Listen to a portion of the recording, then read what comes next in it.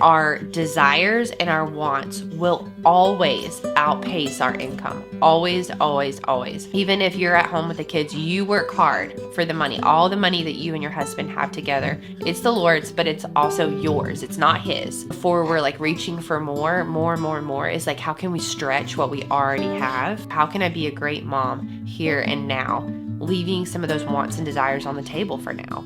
Are you tired of feeling broke as a mom? Are you tired of feeling like there is just not enough money at the end of the month? Are you ready to pay off some debt? Are you ready to start saving, investing? Are you ready to pay off your house early? We are going to be talking about money goals as a mom, because a lot of times as the women of the house, we are oftentimes the one buying the groceries, getting the things for the kids. Sometimes we're even managing all the finances. And so today I want to share some things that can just help you level up as you manage money as a mom. If you hear some baby sounds, there is a little baby hanging out with me today. My name is Lana. This is Girl Teach Me. This whole channel is just to help you on the intentional mama journey, the disciplined mama journey. I want your motherhood to be all that it can possibly be, and this channel is just made to be a help for you. And we are going to talk a little bit about side hustles, but I want to say before we get started that after this video, go check out a blog post I linked down below. It's about 10 different side hustles that you can do as a mom from home with your kids to just add a little bit of extra income to your family. So if adding a little bit to your income is something you're interested in, you're going to want to check out that blog post after this video. But also make sure you stay to the end of the video, because I'm going to be sharing some of my top financial resources to help you go and learn more. And even my favorite book recently that I am rereading that I feel like every person should read. So make sure you stay to the end to hear about that. So why am I so passionate about this? I am so passionate about this not because I love money, because we had to pay off $80,000 of my husband's schooling from physical therapy school. Now here's the deal. I am just as much to blame for physical therapy school as he is. In fact, I was right there with him when we took out all that debt. So it was my debt too. I had to really get that to that place where I saw it as my debt too. But we paid it off in 2.5 years, $80,000 in 2.5 years. And here's the crazy part. Some of the stuff I'm going to share with you is what helped us pay off $42,000 of that $80,000 in 7 months. So crazy. I cannot even believe it. My husband and I actually walked down memory lane today and looked back at the little sheet that we had made working backwards. And so if you want to win with money, if you want to pay off debt, go do a debt-free screen like we did on the Dave Ramsey show. It was so awesome. And you want to live off one income, perhaps, like we're living off of one income with 6 kids. I just have to tell you that what I'm sharing today is part of what helped us win with money then, and is what is helping us make strides to try to win with money today. I feel like when it comes to money, the number one place we have to start is ourselves. And I know it's hard to make big sweeping statements. I want to wrap my arms around every situation, because some of you might have a husband that is just completely reckless with the money. So I want to be careful as I say this, but more than likely we are a part of the problem. More than likely, there's really nobody else to blame but ourselves. And more than likely, we're self-sabotaging ourselves some way, somehow when it comes to money. Whether it's our mindset about money, our beliefs about money, or even just going rogue at Target like I used to do and just blowing up the budget. Some of us are even resistant to the idea of a budget. We want to be a free spirit. We don't want anybody telling us what to do. Some of us might have even some sinful independence of like, I will not be told what to do with budget. I will not be told what to do with finances. I feel like it's so important to start with ourselves when it comes to money, because it is so easy to pass the blame to somebody else that they're the reason our husband's not making enough, or our husband's blowing all the money, or we have so many kids, it's hard to feed them, or just whatever the situation. It's so easy to find out why we can't win, to think about why we can't win with money. But that is going to keep us feeling like a victim, to keep us feeling helpless when it comes to the money situation. So what's far more freeing is controlling what we can control. It's called an internal locus of control. And using the power to choose, which is what the Lord has given us, even when it comes to our perspective and the way we see things, we can still choose. So it's very, very important to start there, because if we start somewhere else, we're always going to find a reason why we can't win. We're going to find some kind of obstacle we just simply can't get over. And I just think all that's not true. I think it's just absolutely not true that when the going gets tough, we want to blame somebody else, but the best person we can blame is in fact ourselves, because that means we can do something about it. The second thing that has been absolutely pivotal for me me is for me to see that all the money that I have is the Lord's. I'm a Christian, and it's really, really important for me to understand that all that I have is His. And He gives me 90% to live off of. He asks for me to tithe. That is what's in the Bible. And so it's been really helpful for me to realize that 90%, that's a lot of percent to live off of. And also, we don't really miss that 10. It's funny how when you reorient your brain to like, okay, we're going to live within the 90, that you totally can. You don't miss that 10. And I just see it as that's not my money anyway. So that's kind of like how tithing goes for us, is that it's just a non-negotiable.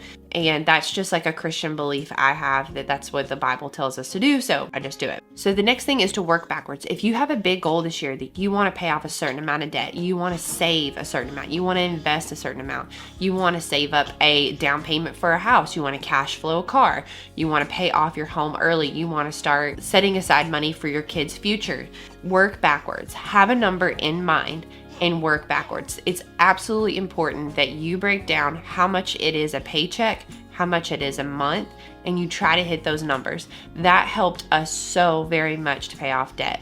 We figured out that we were going to need to set aside over $2,000 a month.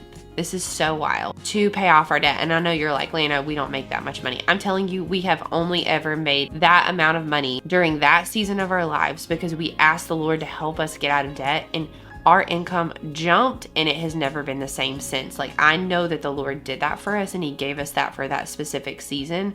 So the next thing, just asking the Lord to help you. I mean, hopefully our desires are pure and that we're not just trying to amass a bunch of wealth for just ourselves, but we genuinely want to make other people's lives better. I mean, for us, when we really were trying to pay off debt, we really wanted to get into full-time ministry. And my husband did do full-time ministry for a number of years, but that was only possible because we knew we had to pay off that debt. We did not want to go into ministry with any kind of debt because the income is generally not super great. So I'm just trying to say is ask the Lord for help and try to work backwards. Like, realistically, how much is it going to be a paycheck, and how can you make that happen? The next thing is know where your money is going and have a plan for your money. I know us free spirits, I'm a free spirit too, we generally do not like to be told what to do with money. It does not feel very good. We feel like we're being bossed around, but it's just simply having a plan for where our money's going. Just like having a little bit of a schedule is a plan for where our time is going to go. It is helpful to have a plan. Without a plan and without any vision, the people perish, right? Like, it is helpful to know where we're trying to go. But also, it's helpful at the beginning of a paycheck to know where every single dollar is headed and where and what the name of that dollar is. That's why I love the program Every Dollar. It's a great program to use. But also, within that budget, one secret sauce for us has been adding a miscellaneous category. Because stuff undoubtedly comes up that we just could not have foreseen. We just didn't know was coming. So having like, a couple $100s in the miscellaneous for that birthday present or that doctor's visit or just something that you just maybe kind of forgot about or didn't see coming, it really saves the budget. The next thing that helped us so much is just working with what you have. So before I want to go out and get more, just stopping and being thankful for what I already have. I mean, that the Lord is meeting my basic needs and working with what I have. So realizing, okay, where am I wasting money? Are we eating out too much? Am I getting coffee through the drive-through too much? Are we spending too much gas because we're just on the go too much? Do we have a problem saying no to other people when they want to hang out and it always has to be some expensive out to eat experience? Like, where is the money going? That's like the first thing before we're like reaching for more is like, how can we stretch what we already have?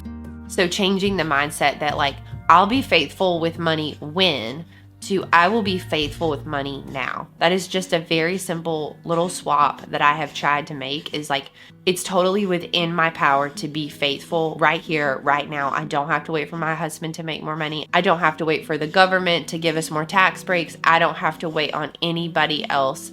I can be faithful with what I have right now and try to be the best caretaker and steward of that money that the Lord has given us to take care of, right? Okay, the next one I learned from a book I'm going to tell you about at the very end, but it's the idea that our desires and our wants will always outpace our income. Always, always, always. And once I realized this, that the desires that I have, may they be good desires to fix up my house, to buy things for the kids, to do things for the kids, to get things for my husband, the good desires that I have, even the supplements that I want to buy, the food I want to cook, all the desires that I have will always outpace our income. Because I think sometimes we can buy into the idea that if I can have X amount of income a year, then I will have no more desires. I will have no more wants. I can satisfy all of my desires and wants.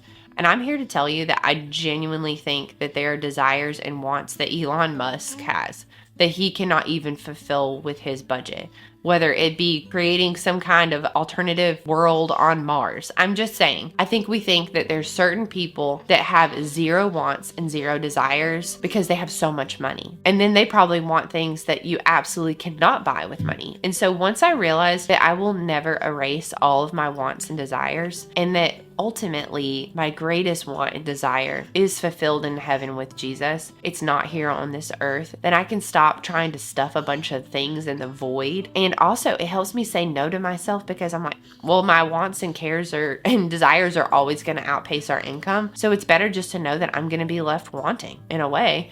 And that really helped me flex the no muscle when it comes to buying stuff on Amazon that I do not need right now, that can wait. When that's helped me when I feel like there's more I want to do for my kids. There will always be more that I want to do for my kids. So how can I be a great mom here and now, leaving some of those wants and desires on the table for now? What does that look like? The next thing is to build up a wall of protection around our house through insurance. Like, it's really, really, really important to understand insurance.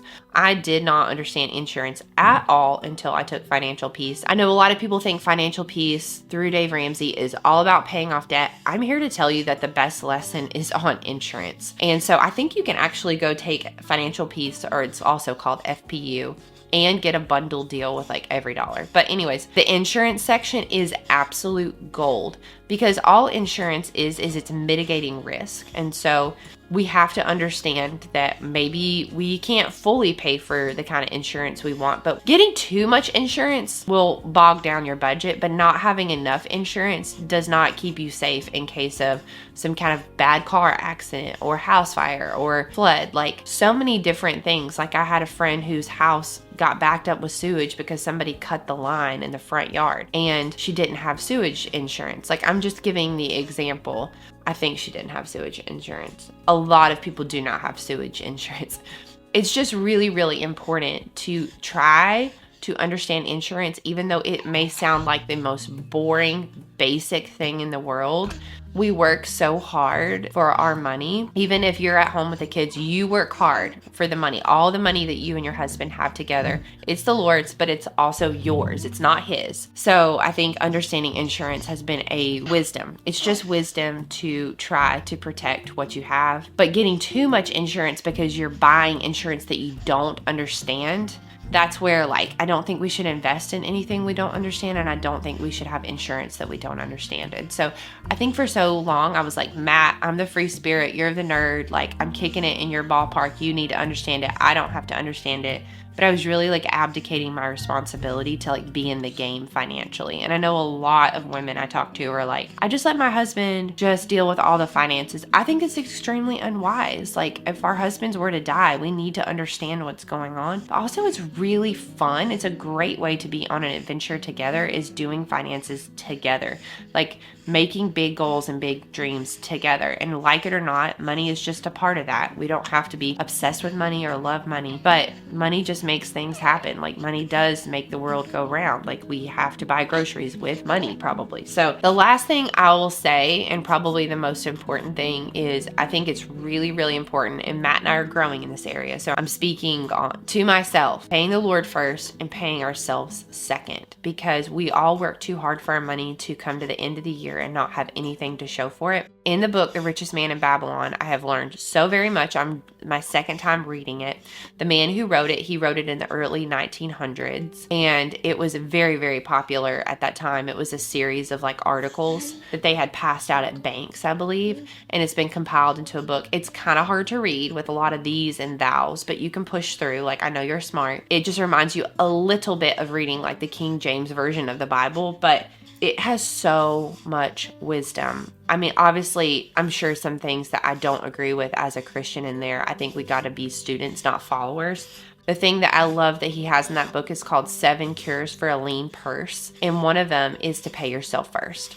Because if we pay ourselves first and then we're very wise with that money, and he calls making it money babies. So you put that money to work for yourself. So this could be investing, but it also could be like flipping furniture. It could be investing eventually in real estate, like investing in something that is going to return more money to you. It's called Money Babies. I really genuinely think that is the way to build wealth. Still to be determined. I'm still learning and growing in this area. But I absolutely love that book. So many people I respect in the money world swear that you have to read that book. I totally agree. I think my guard was up the first time I read it because I was like, I'm suspicious. But it is really, really good. And there's tons and tons of wisdom in there that has definitely helped me level up when it comes to being a mom and managing money in my home, making it stretch as far as I can go, making money grow, even down to this little side hustle that I do at nap time. Obviously, my goal is to improve your life with these videos, but YouTube does pay me. So it's just like a great situation because you don't pay me for these videos. YouTube pays me for like watch time and things like that, but it's a side hustle. And so make sure you go check out that blog post that I posted down below. It's like all the ways that I think you can make money from home. And a lot of them are not that hard to get started in. It might take you a little bit of skill building, but it's totally possible.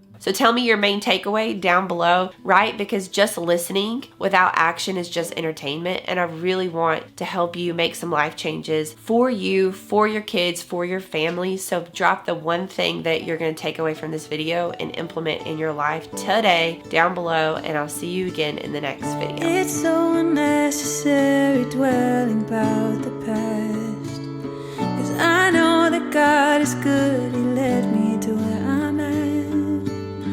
Sometimes I feel like giving up, you're giving in, but everything happens for a reason. It won't always be blue skies ahead.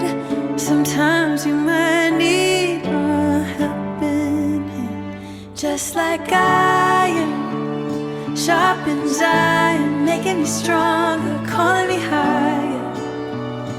When we come together, just like iron sharpens iron, making us stronger, calling us higher. When we're helping each other, we're growing together.